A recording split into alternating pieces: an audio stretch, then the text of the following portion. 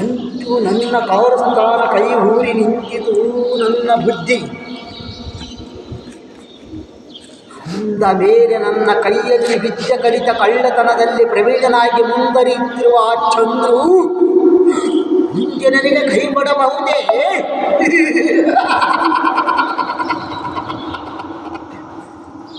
ಅವನು ನನಗೆ ಕೈ ಕೊಡುವ ಮೊದಲೇ ಅವನಿಗೆ ಆಗುವೆ ಮೋಹ ಚೋರದ ಅಂದರೆ ಅವನು ನನ್ನಿಚ್ಛೆಯಂತೆ ನಡೆಯಬೇಕಾದರೆ ನನ್ನ ಬಾಲ್ಯ ಪ್ರೇಯಸಿ ಬೇಡಲಿಂದಲೂ ಸಾಧ್ಯವಾಗುವುದು. ಮುಂದೆ ಪ್ರಣಯ ಪ್ರೇಮಿಗಳಾದ ನಾವಿಬ್ಬರು ಅಣ್ಣ ತಂಗಿಯರಾಗಿ ನಟಿಸಿ ಇವನನ್ನು ಸರ್ವನಾಶ ಮಾಡಲಿದ್ದರೆ